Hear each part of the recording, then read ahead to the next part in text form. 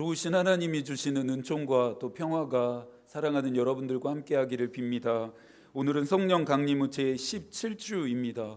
벌써 성령이 강림 하신 이후 17번째 주일을 저희가 보내고 있습니다. 10월과 11월 말까지 성령 강림 후 주일들을 보내고 나면 12월 첫 주부터는 아기 예수 탄생을 고대하는 대림절 기간이 시작됩니다.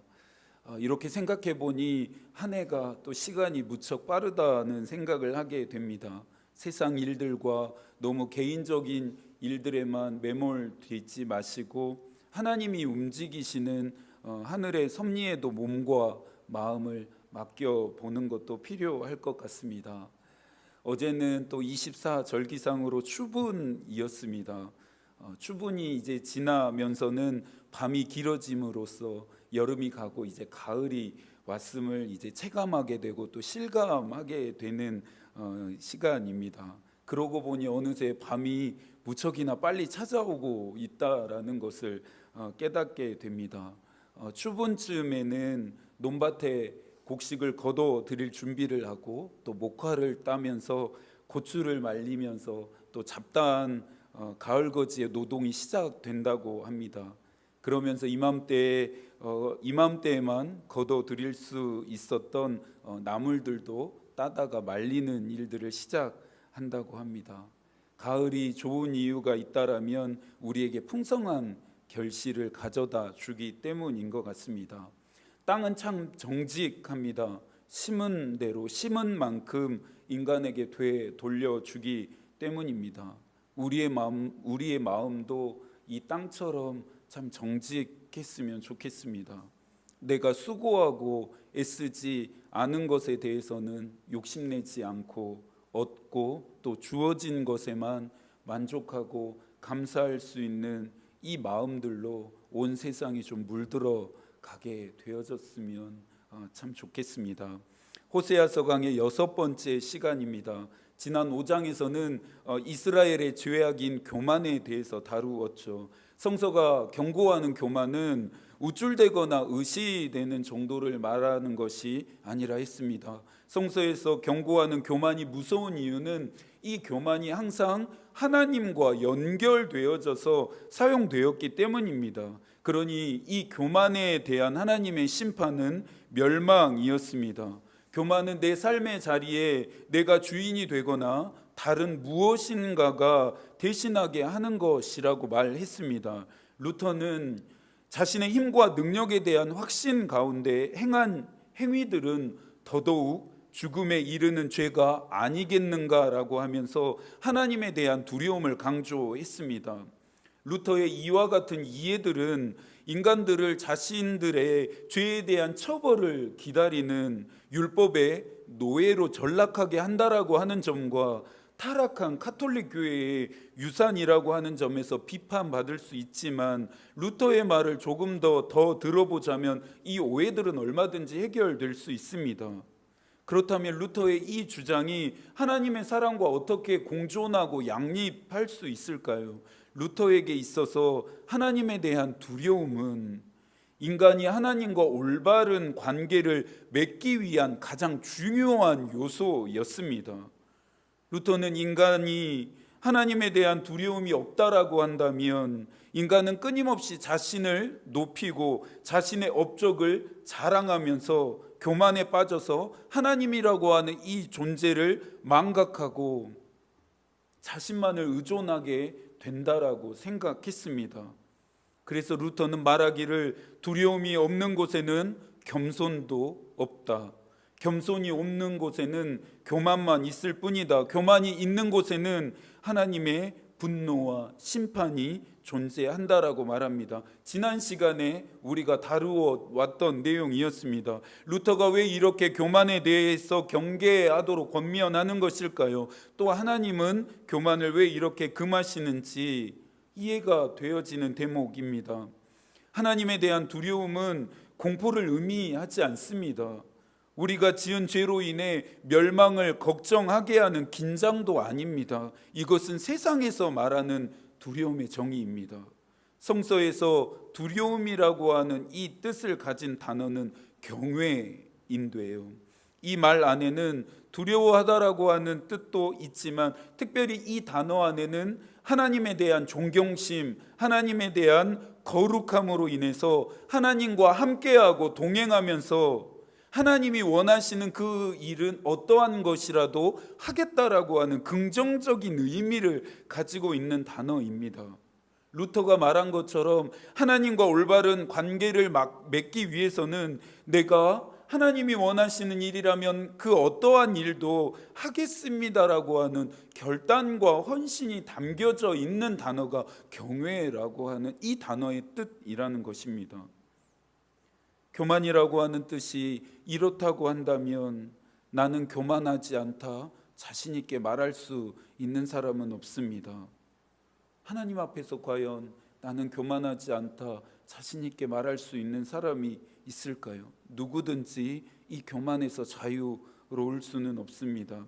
그러니 늘 우리는 말씀과 기도를 통해 우리의 믿음과 삶을 점검해야 합니다. 내가 교만한지, 내가 겸손한지 늘 점검하면서 우리의 몸과 마음을 하나님 앞에서 낮출 수 있어야 합니다. 이것이 바울이 말한 말씀과 기도로만 거룩해질 수 있다라고 하는 삶에 대한 도전입니다. 5장 5절에서 말하죠. 이스라엘의 교만이 그 얼굴에 드러났나니 그 죄악으로 말미암아 이스라엘과 에브라임이 넘어지고 유다도 그들과 함께 넘어지리라. 그들은 구원자 되시는 하나님을 잊어버립니다. 하나님의 명령을 버립니다. 신실함을 지키지 않습니다. 현재 자신들이 얻고 누리고 있는 모든 것이, 모든 풍성함과 충만함이 자신들의 수고와 노력으로 얻은 것이라 믿습니다. 또한 앞으로 이것들을 자신들에게 줄 수 있는 분, 자신들에게 베풀어 줄 수 있는 분이 이방신인 바알이라 인정하며 바알을 이제 따라가기로 선택합니다. 스스로가 주인이 되었습니다. 바알과 다른 것들이 하나님의 자리를 대신하게 했습니다. 그들이 멸망한 이유는 제사의 횟수가 또 번제물의 양이 부족했기 때문이 아니었습니다. 5장 15절의 말씀처럼 그들의 죄악을 뉘우치지 않았고 하나님의 얼굴을 구하지 않았기 때문에 이스라엘은 하나님의 심판을 받아 멸망하게 됩니다. 오늘의 본문 6장 6절에서도 말하는데요. 함께 읽어볼까요? 나는 인애를 원하고 제사를 원하지 아니하며 번제보다 하나님 아는 것을 원하노라. 지난 시간들을 통해 하나님이 정말 진짜로 원하시는 것이 무엇인지 우리는 이미 확인했습니다. 하나님은 번제를 원하시는 것이 아니었죠. 많은 번제물을 받고 싶으셨던 것이 아니었습니다. 하나님은 이스라엘에게 인애를 원했습니다. 하나님께 제사를 드리는 자들로서의 합당하고 마땅한 삶을 살아가는 것을 하나님은 그들에게 요구하셨고 하나님은 원하셨습니다. 필요와 탐욕에 의해서 하나님을 섬기는 것이 아니라 하나님의 마음과 뜻을 알아서 하나님께 영광이 되는 삶을 사는 것을 하나님은 그들에게 요구하셨고 하나님은 원하셨습니다. 아수르에게 도움을 요청해 본들, 아무리 세상적인 방법을 찾아본들 그들의 병은 치료받지 못하고 상처의 나음은 얻지 못합니다. 그들의 회개가 몸이 건조했고 형식적이었기 때문입니다. 6장 1절부터 3절까지의 말씀을 한 번 더 읽어볼까요? 오라 우리가 여호와께로 돌아가자. 여호와께서 우리를 찢으셨으나 도로 낫게 하실 것이요 우리를 치셨으나 싸매어 주실 것임이라. 여호와께서 이틀 후에 우리를 살리시며 셋째 날에 우리를 일으키시리니 우리가 그의 앞에서 살리라. 그러므로 우리가 여호와를 알자. 힘써 여호와를 알자. 그의 나타나심은 새벽빛같이 어김없나니 비와 같이 땅을 적시는 늦은 비와 같이 우리에게 임하시리라 하니라. 이 말씀은 호세아의 이야기가 아닙니다. 이 말은 이스라엘 백성들의 고백이었습니다. 상투적이고 건조하게 고백하는 이스라엘 백성들의 마음이 너무나도 잘 담겨져 있습니다. 하지만 1절부터 3절까지 이 말씀들에서 핵심이 되는 두 가지의 관용구를 찾으실 수 있겠습니까? 1절에서 여호와께 돌아가자와 3절에서 여호와를 알자입니다. 이 두 가지의 관용구는 호세아서의 주제가 되는 이야기이기도 합니다. 진심으로 그들이 돌이켰다라고 한다면 얼마나 좋았을까요? 진심으로 그들이 돌아섰다라면 얼마나 좋았을까요? 그들은 진심으로 하나님 앞에서 돌이키지 않습니다. 전심으로 하나님께 돌아서지 않습니다. 몸이 건조하게 형식적으로 회개에 대한 고백을 하고만 있습니다. 형식적으로 상투적으로만 회개하는 척 하고 있으니 다시 돌아서서는 우상을 숭배하고 똑같은 죄악을 짓기를 반복합니다. 우리가 한 번 기도한 대로 또 한 번 헌신한 대로 하나님 앞에 잘 살 수 있다면 얼마나 좋을까요? 잘 살면 또 얼마나 좋을까요? 작심삼일까지는 아니더라도 한순간만이라도 그렇게 살 수 있으면 참 좋겠다라고 하는 생각을 해보게 됩니다. 한순간만이라도 기도하고 헌신한 것처럼 우리가 살지 못하고 있다라는 것을 우리가 너무나 잘 알고 있습니다. 저의 모습만 봐도 그렇습니다. 그러니 매일 기도하지 않을 수 없고 매일 결단하지 않을 수 없습니다. 이스라엘도 마찬가지였습니다. 4절에서 하나님이 말씀하십니다. 에브라임아 내가 내게 어떻게 하랴? 유다야 내가 내게 어떻게 하랴? 너희의 인애가 아침의 구름이나 쉬 없어지는 이슬 같도다. 이스라엘의 하나님에 대한 사랑은 아침해가 뜨면 사라지는 아침 구름과 이슬과 같다 말합니다. 신실하지 못했던 그들의 행태에 대한 지적이었습니다. 하나님이 말씀하시죠. 도대체 너희를 어떻게 하면 좋을까? 너희를 어떻게 해야 할까? 하나님의 애달픔이 느껴집니다. 이스라엘은 신실하신 하나님께 대하여 신실하지 않았습니다. 신실하지 않음은 결국 죄악으로 드러나게 되는데요.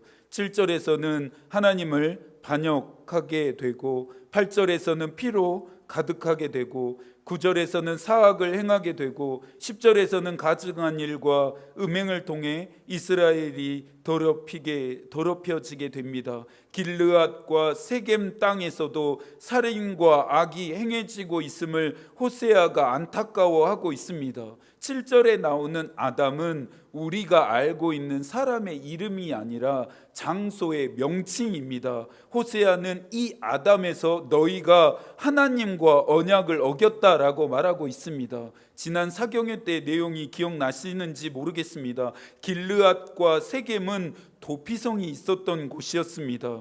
이 도피성 인근에는 레위인과 제사장들이 살 수 있도록 하나님이 거처를 마련해 두었습니다. 그러함에도 불구하고 레위인과 제사장들이 살고 있었음에도 불구하고 이 길르앗과 세겜은 악한 자들이 모여서 악한 일을 모의하고 악한 일을 실행하는 땅으로 전락하게 되었습니다.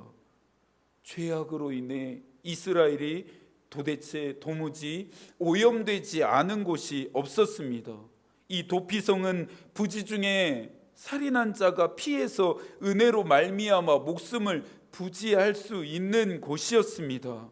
길르앗과 세겜은 은혜의 처소였습니다. 은혜의 상징이었습니다. 그런데 이 지역들마저 죄악에 무너져 내렸다면 이제 더할 말이 없을 정도로 이스라엘이 타락했음을 의미합니다. 11절은 이스라엘은 심판을 받고 유다는 회복되어진다라고 하는 말씀이 아니라 유다 역시 죄악으로 인해 함께 심판을 받게 되어짐을 의미합니다. 호세아서는 이스라엘의 역사입니다. 하지만 오늘을 살아가는 저와 여러분들의 이야기도 된다 했습니다. 나랑은 상관없다, 나와는 무관한 일이다 할 것이 아니라 나는 어떻게 해야 할까, 나는 무엇을 해야 할까 하는 마음으로 나의 믿음과 나의 삶을 성찰할 수 있어야 합니다.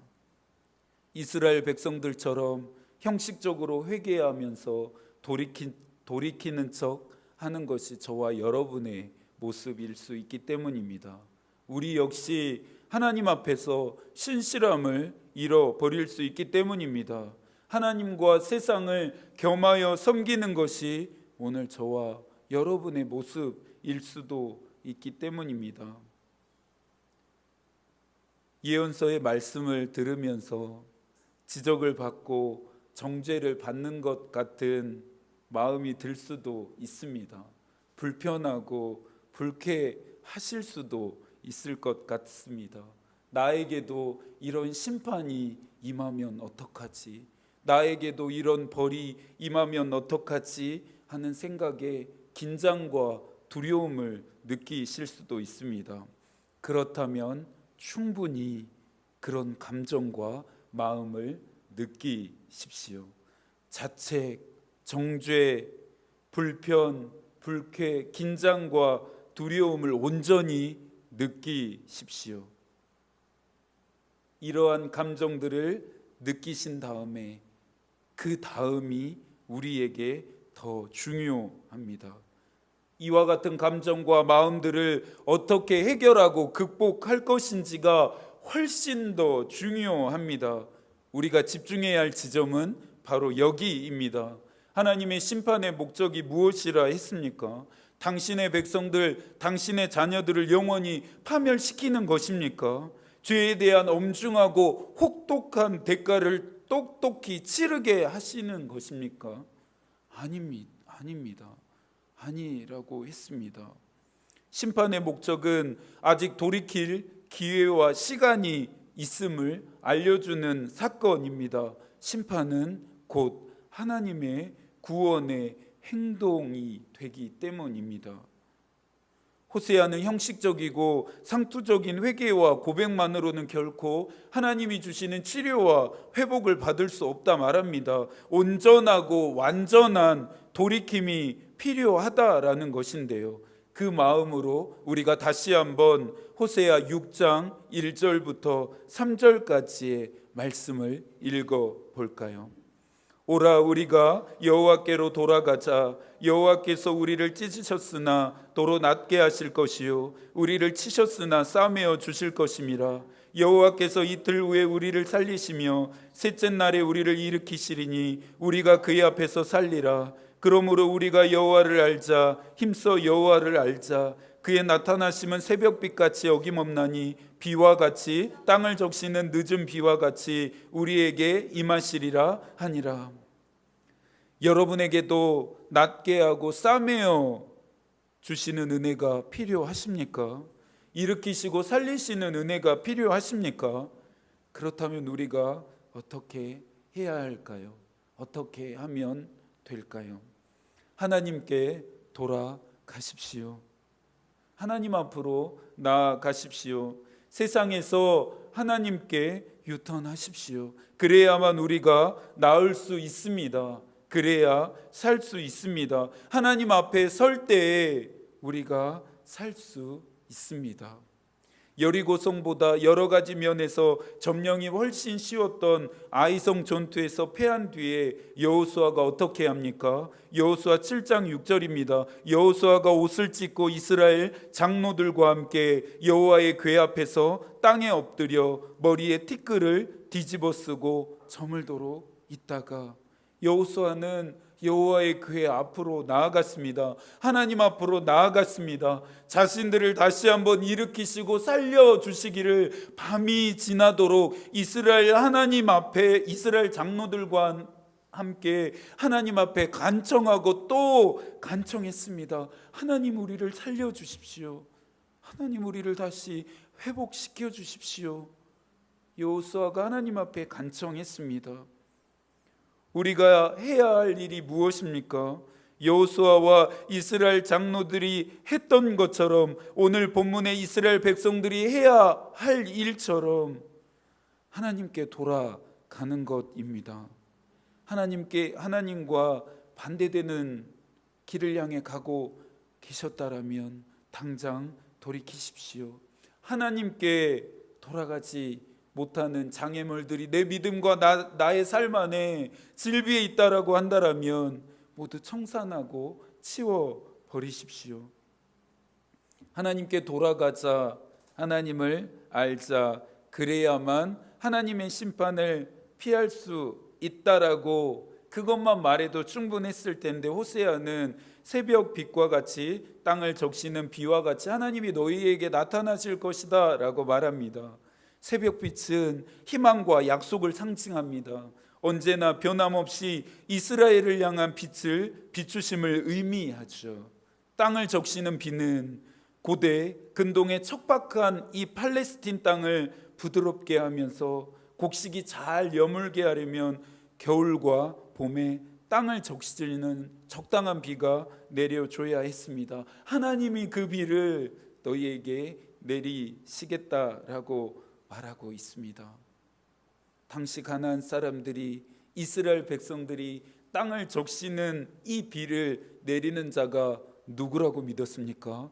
바알이라고 믿었습니다. 그런데 호세아가 말합니다. 아니다. 하나님이 너희에게 빛을 비추실 것이다. 하나님이 너희에게 땅을 적시는 비를 내려주실 것이다 라고 호세아가 말하고 있습니다. 음란하고 열심히 쫓아가는 바알이 너희에게 축복을 주는 것이 아니라 살아계신 하나님만이 너희에게 복을 주실 수 있는 분이신 것을 너희가 깨달으라 라고 호세아가 말하고 있습니다. 1741년 7월 25일에 웨슬리는 옥스퍼드 대학의 성마리아 교회에서 교수들과 학생들을 대상으로 거의 그리스도인이라고 하는 주제로 설교를 했습니다. 웨슬리는 확신이 있거나 분명한 체험한 것에 대해서는 거침없이 설교했습니다. 거의 그리스도인이라고 하는 이 말이 종종 명목상의 그리스도인으로 번역되어지는데요, 의도는 10분 이해하지만 옳은 번역은 아닙니다. 웨슬리가 말하는 거의 그리스도인이란 일반 사회의 윤리 도덕에 있어서 완벽에 가까운 인간이요, 종교에 있어서도 경건한 모습에 있어서 완벽에 가까운 인간이다. 이 두 가지를 철저히 행하는 내적인 동기는 진실성, 즉 하나님을 섬기고자 하는 진정한 의도, 하나님의 뜻을 행하고자 하는 진정한 염원이 있기 때문이다라고 설명하기 때문입니다. 웨슬리가 말하는 거의 그리스도인은 무엇입니까? 진실함, 하나님을 잘 섬기고자 하는 진정한 의도, 하나님의 뜻을 행하고자 하는 진정한 염원과 기대를 담아서 사회에서 윤리 도덕적으로 문제가 없는 완벽에 가까운 삶을 살아가는 인간일 뿐만 아니라 종교 생활에서 볼 때에도 경건에 이르도록 완벽에 가까운 삶을 살아가는 인간임을 나타내는 단어가 거의 그리스도인이기 때문입니다. 하지만 웨슬리가 이것만으로는 구원에 이를 수 없다라는 것을 깨닫게 됩니다. 거의 그리스도인이 아니라 온전한 그리스도인이 되어야 한다라고 말합니다. 그렇다면 웨슬리가 말하고 있는 거의 그리스도인과 온전한 그리스도인의 차이가 무엇일까요? 자기의 의를 따라 사느냐, 아니면 하나님의 의를 따라 사느냐입니다.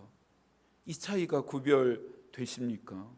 이 차이를 구별하는 것은 어렵지 않습니다. 자기의 의를 따라 사는 것은 오늘 우리가 만나고 있는 이스라엘의 모습이고, 하나님의 의를 따라 산다는 것은 하나님이 호세아를 통해서 전하는 말씀대로 살아가는 삶을 의미하기 때문입니다.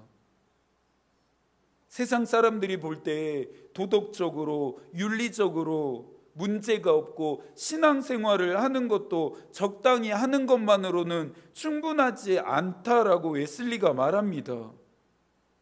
이처럼 웨슬리가 확신에 차서 말할 수 있는 그 근거가 무엇입니까? 1738년 5월 24일 올더스케이트 그 거리에서 강력한 성령의 역사를 웨슬리가 체험했기 때문입니다.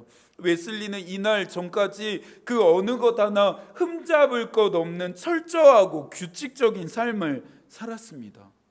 하지만 웨슬리는 이것만으로 충분하지 않구나 하는 깨달음을 얻게 되었습니다.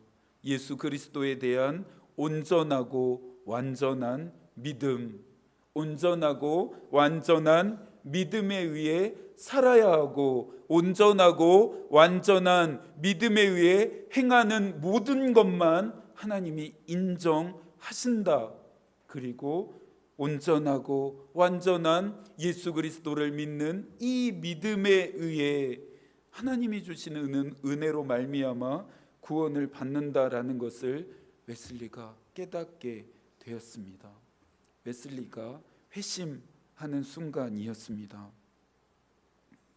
태풍의 위력 앞에 몇백 년 된 나무들이 뿌리채 뽑히게 되었다라고 하는 소식을 종종 언론 매체를 통해서 보게 됩니다. 그러나 참 신기한 것은 쉼없이 흔들리긴 하지만 갈 때는 뿌리채 뽑히는 일이 없다라고 합니다. 왜 그럴까요? 태도와 자세 때문입니다. 태풍이 불 때 갈 때는 고개를 숙이고 몸을 낮춥니다. 갈 때에게서 우리는 지혜를 배울 수 있어야 합니다.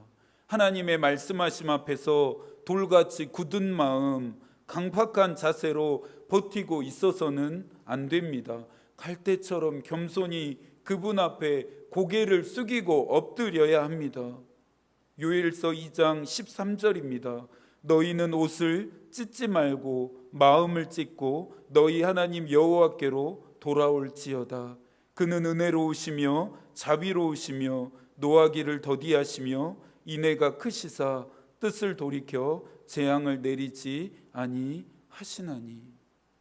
호세아도 이스라엘 백성들에게 오늘 말하고 있습니다. 하나님 앞에서 고개를 숙여라. 하나님 앞에서 엎드려라. 그것만이 살림을 받는 유일한 길이다. 여러분은 어떻게 하시겠습니까? 여러분 어떻게 하시겠습니까? 이 한 주간도 하나님이 여러분과 함께 하시기를 기도하겠습니다. 하나님의 마음이 우리의 기도가 되고 하나님의 뜻이 우리의 길이 되기를 빕니다. 아멘.